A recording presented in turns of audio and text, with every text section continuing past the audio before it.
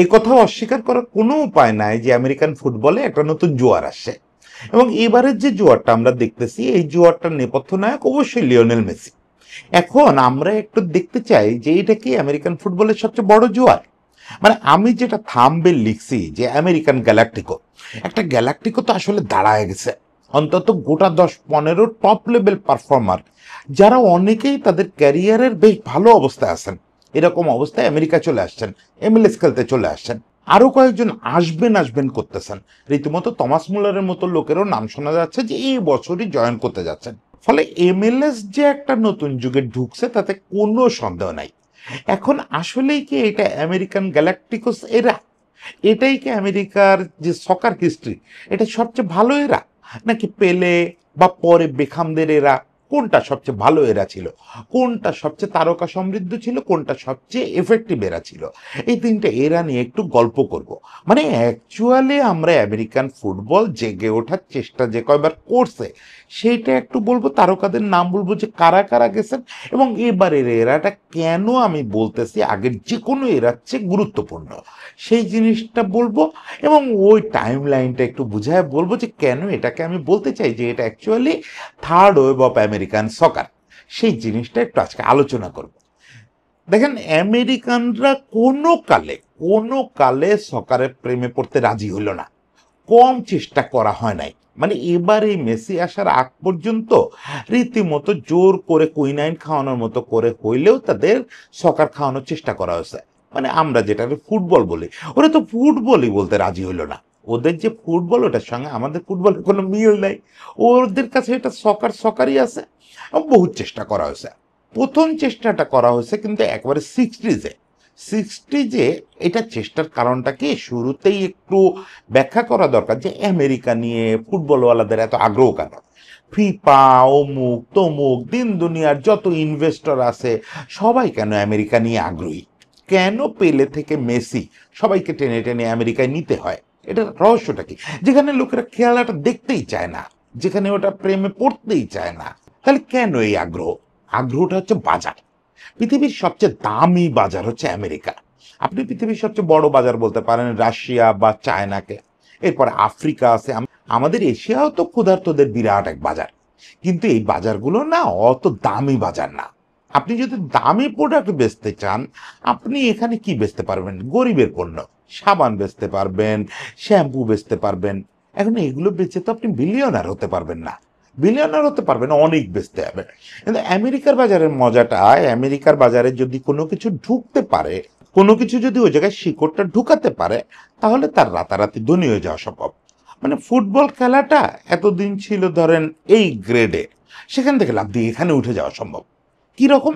এই যে আপনি ধরেন বাস্কেটবল আপনি দেখেন, সম্ভবত না, আমি তো দেখিই না। NFL বাস্কেটবল কত খেলা আমেরিকায়, বেসবল, এগুলো আমরা কেউ ফলোও করি না, শুধু আমেরিকান ওই অল্প কজন লোক দেখে। ওই আমেরিকানরা দেখে দেখে ওই খেলাগুলোকে, এই যে পৃথিবীতে কোটি কোটি মানুষ ফুটবল দেখে, এটা হচ্ছে কয়েক গুণ ধনী বানায় ফেলছে। আপনি শুধু ধনী খেলোয়াড়দের লিস্টটা দেখবেন, এই লিস্টে মেসি রোনালদোর মতো দু একজন ফুটবলার খুব কষ্ট করে ঢোকে। বাকি পুরো লিস্টটা ডমিনেট করে হচ্ছে টেনিস খেলোয়াড়, ওই বাস্কেটবল খেলোয়াড়, তারপরে বেসবল খেলোয়াড়, এরা। এদের দর্শক কারা? আমেরিকানরা। আর আমেরিকানরা দর্শক হলে কি হয়? ওখানে রোলস রয়েস বিজ্ঞাপন দেয়, ওখানে রোলেক্স বিজ্ঞাপন দেয়, ওখানে মার্সিডিস বিজ্ঞাপন দেয়, যেটা আসলে ফুটবল সারা পৃথিবীতে এত জনপ্রিয় হওয়ার পরেও যে বিজ্ঞাপনদাতাদের আকৃষ্ট করতে পারে না, কারণ বড় লোক দর্শক নাই। বড় লোক দর্শক আছে আমেরিকায়। ফলে আমেরিকার স্পোর্টস বাজারে, এবং আমেরিকানরা কিন্তু খুব ক্রীড়া পাগল। এরা সুপার বোল হলে সেই সপ্তাহে সেই উইকেন্ডে আর দিন দুনিয়ায় কিছু নাই, পৃথিবী ধসে যাবে, ওপাশ থেকে হয়তো ধরেন মহাপ্রলয় শুরু হয়ে গেছে, কিন্তু সুপার বোলে থাকতে হবে। ওদের ক্রীড়া প্রেমটা এইরকম। ফলে একবার যদি কুইনাইনের মতো করে খাওয়া দেওয়াই যায়, তাহলে এই মার্কেট থেকে বিলিয়ন বিলিয়ন ডলার কামাই করা সম্ভব। এই টার্গেটে ফিফা সেই সিক্সটিস থেকে চেষ্টা করে যে আমেরিকায় ফুটবলটা খাওয়ানো যায় কিনা। প্রথমে 68-এ ওখানে একটা লিগ শুরু করা হলো, নর্থ আমেরিকান সকার লিগ নামে একটা লিগ শুরু করা হলো, যে না এবার এই লিগটা দিয়ে আমরা আমেরিকায় ফুটবল জনপ্রিয় করব। এবং সেজন্য কি ভয়াবহ উদ্যোগ নেওয়া হলো দেখেন। ভয়াবহ মানে কি, একটা মহা উদ্যোগের মতো। পেলে, ইওহান ক্রুয়েফ, বেকেনবাওয়ার, এই তিনটা নামই তো আসলে যথেষ্ট। এদেরকে এরা তখন কার্যত রিটায়ার করে ফেলছে, তাদেরকে নিয়ে যাওয়া হলো আমেরিকায়। এর সঙ্গে কার্লোস আলবার্তো, জর্জ বেস্ট, এরকম সব ফিগার, মানে আপনি পৃথিবীর সর্বকালের সেরাদের যদি 20 জনের একটা তালিকা করেন, দেখবেন ওই 20 জনের 19 জনই কোনো না কোনো সময় আমেরিকায় ফুটবল খেলছে। তার ভিতরে একটা বড় অংশ খেললো এই যে 60s শেষ দিক থেকে 70s 80s পর্যন্ত। ওনাদের পর্যায়ক্রমে পেলে, ক্রুয়েফ আর বেকেনবাওয়ার তো একসঙ্গে গেলেন, তার মধ্যে পেলে আর বেকেনবাওয়ার কসমসে খেললেন, নিউ ইয়র্ক কসমস। তখন ওই NASL, নর্থ আমেরিকান যে সকার লিগ, ওইটার সবচেয়ে বড় টিম হচ্ছে নিউ ইয়র্ক কসমস। তো নিউ ইয়র্ক কসমসে পেলে আর বেকেনবাওয়ার একই টিমে খেললেন। তারা হোক বৃদ্ধ, তাদের টানে লোক জমলো। মানে ওনাদের যেদিন লঞ্চিং হলো, আমেরিকা ভেঙে পড়লো ওখানে, আমেরিকার প্রেসিডেন্ট তাদের সম্বর্ধনা দিল, সবই হলো, কিন্তু খেলার সময় কেউ আর মাঠে আসে না। মানে মজার ব্যাপারটা হচ্ছে এই যে 11 জন লোক একটা ফুটবল নিয়ে লাথালাথি করতেছে, এই ব্যাপারটা আমেরিকানরা খাইতে পারলো না, মানে একদমই ফিরে তাকালো না। ফলে জিনিসটা বাণিজ্যিকভাবেই ধসে পড়লো। NASL চালাইতে যে টাকা লাগবে, খেলোয়াড়দের টাকার কথা বাদ দেন, খেলোয়াড়দের টাকা ধরেন এডিডাস দিচ্ছে, নাইকি দিচ্ছে, ফিফাও ভর্তুকি দিচ্ছিল ওই সময় NASL কে, কিন্তু জিনিসটা চালাইতে তো একটা টাকা লাগবে। এইটা যে রেগুলার এক্সপেন্স, এটাই চলে না, টিকিট বিক্রি হয় না, বোঝেন না, এখনো ক্লাব বিশ্বকাপের ম্যাচ দেখতে লোক ভাড়া করে আনা লাগে, এরকম একটা অবস্থা। আর সেই যুগে 70s 80s লোকই নাই মাঠে, ফলে জিনিসটা 85-তে একদম বন্ধই হয়ে গেল। NASL বন্ধ হয়ে গেল, মানে লোকেরা কফিনের উপরে বড় বড় করে লিখে দিল যে এই আমেরিকায় আর জীবনেও সকার আসতো না, সকার এখানেই শেষ। সকার নিয়ে যথেষ্ট চেষ্টা করা হয়েছে। আমার মনে আছে যখন বেকাম গেল তার আগে আগে এই জাতীয় লেখা বহুত পড়ছি যে এখানে চেষ্টা যথেষ্ট করা হয়েছে, ভাই পৃথিবীর সর্বকালের সেরাদের দিয়ে চেষ্টা করা হয়েছে, পেলে, ক্রুয়েফ, বেকেনবাওয়ার, জর্জ বেস্ট, এদের দিয়ে চেষ্টা করা হয়েছে, ফলে বেকাম দিয়ে চেষ্টা করে লাভ নাই। হ্যাঁ, বেকামদের দিয়ে চেষ্টা করা হলো, সেটা কেমন, 85-এ যখন বন্ধ হয়ে গেল NASL, এরপরে তো আসলেই কেউ আর ওখানে সকারের কোনো ভবিষ্যৎ দেখে নাই। না, একজন দেখতে পাচ্ছিল, জো হ্যাবেলান্স, ফিফার ইতিহাসে সম্ভবত সবচেয়ে সেলিব্রিটি ফিফা প্রেসিডেন্ট এবং সবচেয়ে লম্বা সময় ধরে ফিফা প্রেসিডেন্ট ছিলেন। হ্যাবেলান্স শুধু ফিফা প্রেসিডেন্ট না, হ্যাবেলান্সদের তো নানা পরিচয় আছে, অলিম্পিক বলেন, নানাভাবেই হ্যাবেলান্স ক্রীড়া বিশ্বের সবচেয়ে বড় সেলিব্রিটি সংগঠকদের একজন। এবং হ্যাবেলান্স হচ্ছে সম্ভবত 72 বা 4 থেকে 98 পর্যন্ত দীর্ঘকাল ফিফার প্রেসিডেন্ট ছিলেন। এবং এই লোকের চোখের সামনেই তো ট্রাইটা হয়েছে আমেরিকায়, এই লোকের চোখের সামনেই NASL বন্ধ হয়েছে, তারপরেও এই লোক মনে করছে যে না, আমেরিকায় আরেকবার ট্রাই করতে হবে। ওই যে সে গোল্ড রাশের জন্য আমেরিকা একসময় সারা পৃথিবী থেকে সাদারা ছুটে যেত, এখনো তো গোল্ডটা রয়ে গেছে, বিজ্ঞাপনী গোল্ড। সেটার আশায় 94-এ ওয়ার্ল্ড কাপ নিয়ে যাওয়া হলো আমেরিকায়, যেখানে লোকজন ও ফুটবলই দেখে না, মানে সকারই দেখে না, সেখানে আসতো একটা ওয়ার্ল্ড কাপ নিয়ে যাওয়া হলো। এবং ওয়ার্ল্ড কাপ উপলক্ষে বিরাট বিরাট ভেন্যু বানানো হলো শুধু ওয়ার্ল্ড কাপকে টার্গেট করে, এবং একই সঙ্গে বেসবলের, তারপর অন্যান্য খেলার বিভিন্ন ভেন্যু ভাড়া নেওয়া হলো। মানে একটা যাচ্ছে তাই কাণ্ড। 94 ওয়ার্ল্ড কাপ কি জাঁকজমকপূর্ণ ওয়ার্ল্ড কাপ হয়ে গেল। ওয়ার্ল্ড কাপ যেদিন শেষ, পরদিন থেকে সকার নাই হয়ে গেছে, পরদিন থেকেই ওখান থেকে সকার ফুরায় গেছে। এখন ব্যাপারটা হলো, তখন আবার ওই কথাটা উঠলো যে ভাই চেষ্টা করে লাভ নাই, এইটা ফুটবলের জায়গা না, এই ভূমিতে এই যে গাছ হয় ওই গাছে ফুটবল ধরে না। ফলে হ্যাবেলান্স যতই চেষ্টা করুক, পেলেরা চেষ্টা করে গেছে, হ্যাবেলান্স চেষ্টা করলো একটা আস্ত বিশ্বকাপ আয়োজন করে, তাও কিছু হলো না। না, একটা কাজ হয়েছিল, দর্শকের মধ্যে তেমন কোনো আসর না পড়লেও ওখানকার যারা ইনভেস্টর, ছোট বড় ইনভেস্টর, তারা দেখলেন যে খেলাটা একটা মজা আছে। মজাটা কিরকম, যে প্রচুর লোক হচ্ছে না, প্রচুর গ্যাদারিং হচ্ছে না, কিন্তু এই যে স্টারদের দেখার জন্য কিছু টিকিট বিক্রি হচ্ছে, এবং স্টারদের এনে অন্যান্য কাজে ব্যবহার করা যাচ্ছে। কেমন, স্টারদের এনে এই বিশ্বকাপ উপলক্ষেই তারা দেখছে যে স্টাররা সবাই তখন আমেরিকায় আছে, ওরকম সময় তাদের অন্যান্য বিজ্ঞাপনে ব্যবহার করা যাচ্ছে, ফলে বেচা যাচ্ছে। মানে একটা বেচা বিক্রির সম্ভাবনা আমেরিকান বিজনেসম্যানরা দেখলো। শুধু আমেরিকান বিজনেসম্যান না, বিভিন্ন জায়গার বিজনেসম্যানরা মনে করলো যে হ্যাঁ, এখানে একটা ফুটবল লিগ চালানো যায়, অ্যাটলিস্ট খরচের অভাবে বন্ধ হবে না এবার। সেই আশায় 96-এ শুরু হলো MLS। এখন যেটা আপনারা দেখেন, এই যে 10 দল নিয়ে যে সকার লিগ হয়, মেজর সকার লিগ, এটা হচ্ছে MLS এ শুরু হলো 96-এ। শুরুতে দল আরো কম ছিল, এবং পরে দল দুইটা বাড়লো, এই দুইটা দল যে বাড়লো এখানেও একটু নাটকীয়তা আছে। এবং শুরুর দিকে আসলে জিনিসটা দৃষ্টি আকর্ষণ করতে পারতেছিল না একদম পতিত কিছু ফুটবলার, মানে যাদের ইউরোপের ক্যারিয়ার শেষ হয়ে গেছে অলরেডি, এশিয়ায়ও 2-4 বছর খেলে ফেলছে, এখন স্রেফ নাতি নিয়ে গল্প করার সময় এরকম 2-4 জন খেলোয়াড়কে ওই সময় এমএলএস এ পাওয়া যাচ্ছিল। যেমন একদম শুরুর বছরে ভালদেরামার কথা মনে আছে না, কার্লোস ভালদেরামা জয়েন করছিল কোনো একটা দলে এমএলএস এর। এরপরে লোথার ম্যাথিউস বিশ্বকাপ জয়ী ক্যাপ্টেন, উনি 2000-এর দিকে গেলেন, স্ট্রসকপ গেল, শুরুর দিকে 3-4 বছর এরকম 3-4 জন স্টার গেল। এবং এর প্রত্যেকে আপনার জীবনের একেবারে শেষতম প্রান্তে এসে ওখানে অংশ নিয়েছে, ফলে এদের তখন ওই স্টার ভ্যালুটাও নাই। ফলে স্টার ভ্যালু আনার জন্য প্রথম উদ্যোগটা শুরু হলো আসলে ডেভিড বেকামরে দিয়ে 2007 সালে। ডেভিড বেকাম কিন্তু তখন ক্যারিয়ারের শেষে না, এটা মাথায় রাখতে হবে। ডেভিড বেকামের সিগনিফিকেন্স হচ্ছে এই জায়গায়, ডেভিড বেকাম তারপরেও বেশ কিছুদিন খেলছেন। ডেভিড বেকাম ওখান থেকে আবার লোনে এসে মিলানে এসে খেলে গেছেন, শিরোপাও জিতছেন। মানে ডেভিড বেকাম তখন পুরায় যান নাই। ডেভিড বেকাম বেশ ভালো মিডফিল্ডার তখনও। বেখামকে ওরা এনে যেটা করলো, বেখামের ওখানে যাওয়ার আরেকটা কারণ ছিল, বেখামের বউ হচ্ছে স্পাইস গার্ল, তখন পৃথিবীর সবচেয়ে জনপ্রিয় মেয়েদের একজন ভিক্টোরিয়া বেখাম। তখন তো ভিক্টোরিয়াকে বিয়ে করলো বেখাম, ফলে স্পাইস গার্লের হাজবেন্ড হিসাবে তার বছরের একটা সময় এমনিতেই আমেরিকায় কাটে, পাশাপাশি যদি ওখান থেকে বড় অঙ্কের টাকা আসে ক্ষতি কি। কিন্তু ওই যে বেখামকে নিয়ে এটা বেখাম পর্ব আলাদা করব, দেখেন প্রচুর কথা দেই, করতে পারি না ওইগুলা পরে, কিন্তু বেখাম এটা করব, আমি রেডি করে রাখছি, মানে রীতিমতো আমার থামটাম বানানো হয়ে গেছে, ফলে এটা করব। বেখাম ওই সময় অনেকগুলো কাজ করলেন। আজকে যে আপনি দেখতেছেন এমএলএস এর একটা চেহারা, এই চেহারার পিছনে আমি বলবো ব্যক্তি হিসাবে সবচেয়ে বড় অবদান বেখামের। একটা করলেন হচ্ছে বেখাম তার যে বন্ধু বান্ধব ইউরোপ জুড়ে ছড়ায় আছে, বিশেষ করে ইংলিশ ফুটবলাররা বা অন্যান্য দেশের বন্ধু বান্ধব বিভিন্ন দলে যাদের সঙ্গে খেলছে, এদেরকে পুশ করা শুরু করলো যে আমার দলে না হোক, এলে গ্যালাক্সিতে না হোক, অন্যান্য দলে আসো। এবং আমরা দেখতে পেলাম পরবর্তী কয়েক বছরের মধ্যে, মানে 2007 থেকে 2015 এরকম যদি একটা 8 বছরের স্প্যান ধরেন, যে সময়টা বেখাম অ্যাক্টিভ ছিল, এই সময় অন্তত 20টা টপ লেভেল তারকা, বুড়ো বয়সে টপ লেভেল তারকা, তারা এসে খেলতেছে, এমএলএস এ খেলতেছে। এই সময়ে ধরেন আমরা ওইখানে কাদের দেখছি, এই সময় আমরা ওখানে কাকা, পিলো, অরি, দ্রগবা, তারপরে না দেখছি তো এমন কোনো খেলোয়াড় নাই, ইব্রা, শোয়েনস্টেগার, ওয়েন রুনি, ওই সময় বললাম না অন্তত জন আভিষেক টপ লেভেল খেলোয়াড়। হ্যাঁ, প্রত্যেকেই তাদের শেষ দিকে ওরকম একটা অবস্থায়, কেউ 3 বছর খেলছে, কেউ 2 বছর খেলছে, কেউ আবার বেকামের মতো 6-7 বছরও খেলছে, কিন্তু পিরিয়ডটা ম্যাচ করছে। এটাকে আমি বলি সেকেন্ড ওয়েভ। এই সেকেন্ড ওয়েভটা তৈরি করলো মূলত বেখাম।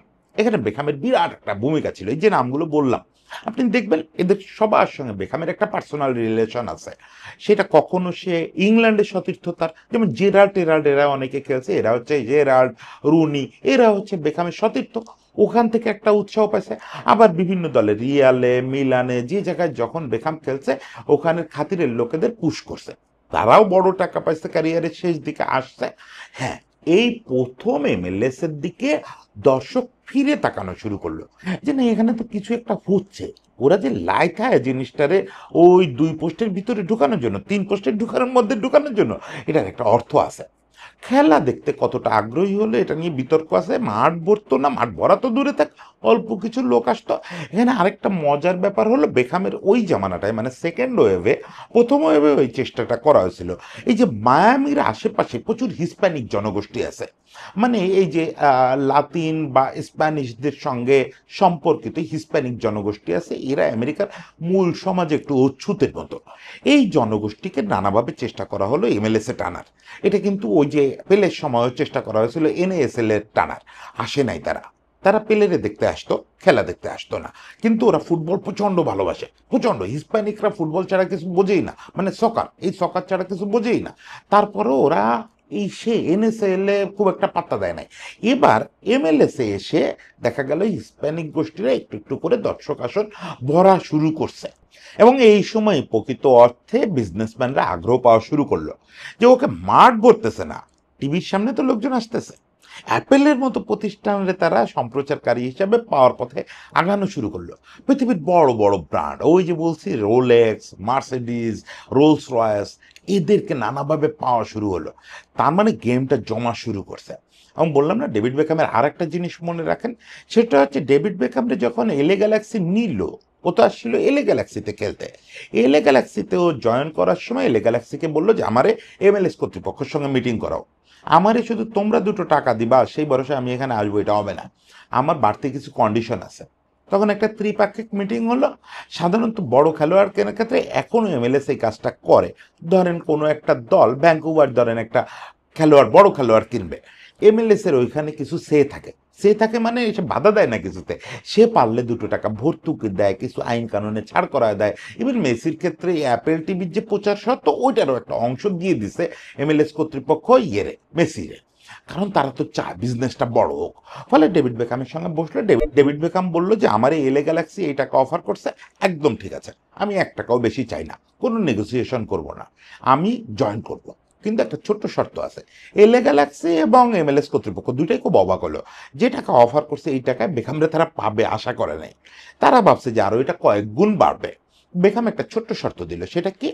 সেটা হচ্ছে নেক্সট যখন এমএলএস এক্সপানশন হবে, এমএলএস তো বড় হবে, এমএলএস এ তখন খেললে হচ্ছে 8টা দল, এটা 10 দল হবে, 12 দল হবে, 14 দল হবে, একসময় বড় হবে না আরো। আমি বুঝি বেকামের ভিতরে একটা বিজনেসম্যান বসবাস করে, ফলে সে বুঝতেছে যে এটা বড় হবে। সে শর্ত দিল যে নেক্সট যে এক্সপানশন হবে, নেক্সট এক্সপানশনে আমাকে কোনো রকম ইনভেস্টমেন্ট ছাড়া একটা টিমের মালিকানা দিতে হবে। সেই মালিকানার কত অংশ বিক্রি করে আমি কত ইনভেস্টমেন্ট আনবো এটা আমার ব্যাপার, কিন্তু আমার ব্যক্তিগতভাবে আমি 1 টাকাও ইনভেস্ট করবো না, কিন্তু আমার একটা ক্লাবের লাইসেন্স দিতে হবে যে টিমটা সরাসরি এমএলএস খেলবে। এই শর্ত দিয়ে সে শুরু করলো এবং সে ব্র্যান্ডিংয়ে প্রচুর হেল্প করলো। এমএলএসও তাকে বললো যে ঠিক আছে, দিলাম আপনাকে একটা টিম, আপনি এবার আপনার বন্ধু বান্ধব ডাকেন, তাদেরও খেলান এখানে। ব্র্যান্ড দাঁড়ানো শুরু করলো এবং সর্বশেষ আপনি দেখলেন যখন লাস্ট এক্সপানশনটা হয়েছে, সেই সময় সে কিন্তু ইন্টার মিয়ামি নামে একটা দল করে ফেলছে এবং সেখানে সে কিছু কিছু শেয়ার বিক্রি করে ইনভেস্টর নিচ্ছে, নিয়ে বেকাম এবার থার্ড ওয়েভটা আনলো। এই যে এখন যে ওয়েভটা চলতেছে, যেটাকে লোকেরা কেউ বলে মেসি এফেক্ট, কেউ বলে মেসি এরা, আমি বলি এটা third wave of American football. Third wave কেন? ওই যে পেলেদের ওয়েভ, বেকামের ওয়েভ, আর এটা থার্ড ওয়েভ, মেসির ওয়েভ। এবারের ওয়েভটা কিন্তু আরেকটু অন্যরকম হলো এবং বলা চলে এটা সবচেয়ে অন্যরকম। পেলেদের সময় আমরা দেখছিলাম যে একবার মৃত্যু পথযাত্রী ফুটবলাররা এসে ইয়েতে খেলতেছেন, আমেরিকায় খেলতেছেন। বেখামদের সময় আমরা দেখলাম মৃত্যু পথযাত্রী না, তার ঠিক আগের লেভেল, মানে নাতি নিয়ে খেলার সময় এসে খেলতেছেন আমেরিকায়। এবার পাইলাম আমরা মিড ক্যারিয়ারের কিছু লোক, মিড ক্যারিয়ার, মানে শেষ দিকের একটু আগে, এরকম অবস্থায় বেশ কিছু খেলোয়াড় পাইলাম। কেন পাইলাম? বেখাম একটা বিরাট চাল দিল। ওই যে মেসিরে বেখাম কিভাবে নিছে ইন্টার মিয়ামিতে, এই গল্পটা বলবো আমি বেখাম পর্বে পুরোটা। কিন্তু এটুকু তো জানেন যে ব্যাপক কাঠখড় পোড়ায় খুব ড্রামাটিকভাবে মেসির এসে ইন্টার মিয়ামিতে নিছে এবং তার এই প্রজেক্টে সে অ্যাপেলরে যুক্ত করছে, এমএলএস রে যুক্ত করছে, অন্যান্য দলের মালিককেও যুক্ত করছে। পুরো একটা আমেরিকার সমন্বিত উদ্যোগ বলা যায়, এমএলএস এর একটা সমন্বিত উদ্যোগে মেসি ইন্টার মিয়ামিতে জয়েন করছে। ওখানে অনেকের অনেক কন্ট্রিবিউশন আছে, তা না হইলে একটা লিওনেল মেসির কেনার ক্ষমতা ইন্টার মিয়ামির বেচলেও হইতো না। তখন নানাভাবে নেওয়া হয়েছে। এটার আফটার ইফেক্টটা কি হয়েছে? ডেভিড বেকাম যেমন তার সময় অনেক খেলোয়াড়কে ডেকে ডেকে আনছিল, মেসি তো ডাকাডাকি খুব একটা করে নাই, কিন্তু মেসি এফেক্ট নামে একটা জিনিস শুরু হয়েছে।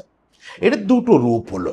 একটা রূপ হচ্ছে পুরো আমেরিকায় সকার এই প্রথম অ্যাটেনশন পাওয়া শুরু করলো।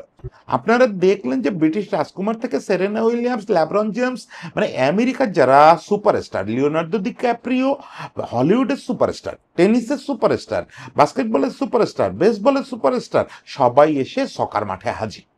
এরকম একটা সাড়া পড়ে গেল এবং জিনিসটা বিজনেসকে হু হু করে বাড়ায় দিল।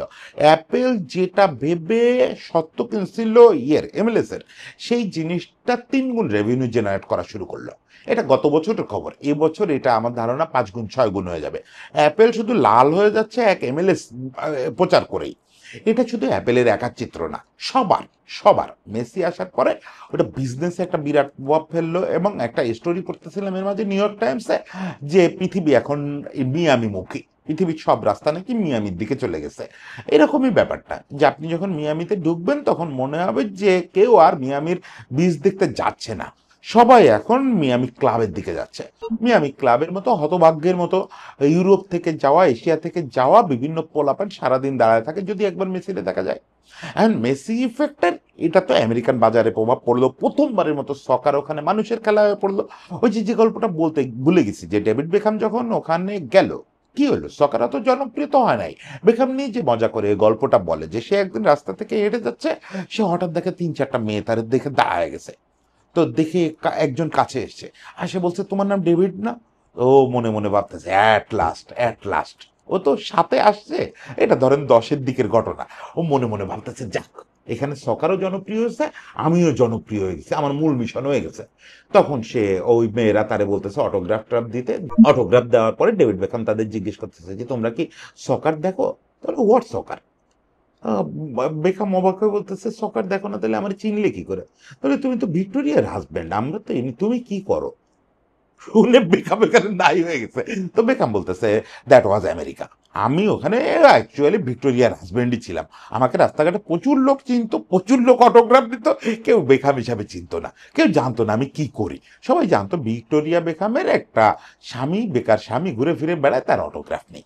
সেই জায়গাটায় অ্যাটলিস্ট মাঠে দর্শক আসা শুরু করছে, মাঠ ভরে যাচ্ছে, ওখানে ক্লাব ওয়ার্ল্ড কাপ আয়োজনের সাহস পাচ্ছে ফিফা। হ্যাঁ, শুরুর দিকে এবারও মাঠ ভরে নাই, এইবার বিশ্বকাপ আয়োজন হতে যাচ্ছে আগামী বছর। সবই ঠিক আছে, সবই ঠিক আছে, পাশাপাশি আর একটা বড় বিপ্লব হলো, যে বিপ্লবটা এই বিজনেসে খুব উপকৃত করতেছে, সেটা হচ্ছে থার্ড ওয়েভের খেলোয়াড়রা ঢোকা শুরু করলো। দেখেন এক ইন্টার মিয়ামিতেই কি হলো, ইন্টার মিয়ামিতে মেসি আসছে দেখে প্রথমত মেসির বন্ধু, ও অবশ্য আসলেই বৃদ্ধকালে পৌঁছে গেছে, কম বয়সে বৃদ্ধ হয়ে গেছে, সুয়ারেজ চলে আসলো। মেসি আসছে দেখে মেসির পুরনো দুই ছোট ভাই কাম বন্ধু বুস্কেটস আর আলবা, মানে সাবেক 4 বার্সা স্টার এক জায়গায় চলে আসলো। বুস্কেটস আর আলবা তো আরো কিছু অফার করার ছিল, ওরা তো একেবারে পুরাই গিয়ে এখানে আসে নাই। যেরকম সুয়ারে যেরকম একদম বুড়ায় গেছে, মেসি বয়সে বুড়ায় গেলে দিচ্ছে, তো এখনো দিচ্ছে সমানে। বলা যায় মেসিও তার লোয়ার মিড মানে লেট মিড ক্যারিয়ারে আছে, কিন্তু বুস্কেটস আর আলবা দিব্যি আছে। এবং তরুণ প্রচুর খেলোয়াড় বিভিন্ন জায়গা থেকে আসা শুরু করলো। আমি দেখলাম যে খোদ পর্তুগাল, ইংল্যান্ড, স্পেন এসব জায়গা থেকে 22 বছর 23 বছর বয়সী ছেলেরাও এখন আমেরিকায় পাড়ি জমানো শুরু করছে। থিয়াগো আলমাদার বয়সী ছেলেরাও এখন আমেরিকায় পাড়ি জমাচ্ছে। এই যে সম্প্রতি এই সিজনটার দিকে যদি আপনি তাকান, এই গত সিজন পর্যন্ত এক সিজনের জন্য জিরুও আসছিল, অলিভার জিরু, ওয়ার্ল্ড কাপ জয়ী খেলোয়াড় অলিভার জিরু এক সিজন খেলে গেল। এই সিজনে থমাস মুলার সম্ভবত জয়েন করতে যাচ্ছে। সন দীর্ঘকাল পরে টটেনাম ছাড়লো, দীর্ঘকাল পরে সেই সনও চলে আসতেছে আমেরিকায়। আবার এখানে অলরেডি হুগো লরিস আছে, হুগো লরিসের এটা বোধহয় থার্ড সিজন। মানে আপনি যদি শুধু টেকনিক্যালি দেখেন যে এখানে অলরেডি 8 জন মনে হয় বিশ্বকাপ জয়ী খেলোয়াড়, যে গত দুটো বিশ্বকাপ জয়ী দলের মেম্বার 8 জন এখন এমএলএস খেলতেছে। তার মানে এমএলএস এখন আর বাতিল খেলোয়াড়দের লিগ, এটা আর বলা যাচ্ছে না, এটা আর বাতিল খেলোয়াড়দের লিগ নাই। এই যে ঘটনাটা ঘটলো, এটা হচ্ছে থার্ড ওয়েভের সবচেয়ে ইউনিক জায়গা, বা মেসি এরার সবচেয়ে ইউনিক জায়গা। এটা কেবল আর এখন বাণিজ্যের জায়গা, কেবল আর স্টার বেচে খাওয়ার জায়গা, কেবল আর বুড়ো বয়স কাটানোর জায়গা না, এখানে রিয়েলি ফুটবল শুরু হয়ে গেছে। এবং আপনি যদি বলেন একটু নিষ্ঠুরভাবে, তাহলে ইন্টার মিয়ামি এখনো বরং আমি বলবো যে অনেক বেশি সেকেলে পলিসিতে, মানে এমএলএস এর আগের পলিসিতে চলতেছে। তারা এখনো ফুরায় যাওয়া টাইপের স্টার কিনতেছে না। রদ্রিগো ডি পল রে কিনলো, এটা তো তাদের বড় মুভ ছিল, তারা তো একটা কারেন্ট স্টার কিনলো। কিন্তু আপনি যদি এলএ গ্যালাক্সির দিকে তাকান, ভ্যাঙ্কুভারের দিকে তাকান, বা ফিলাডেলফিয়ার দিকে তাকান, যে টিমগুলো ডমিনেট করতেছে সত্যি সত্যি ফুটবল দিয়ে, তারা কিন্তু ইউরোপ থেকে প্রচুর ইয়াঙ্গার স্টার কিনতেছে, প্রচুর।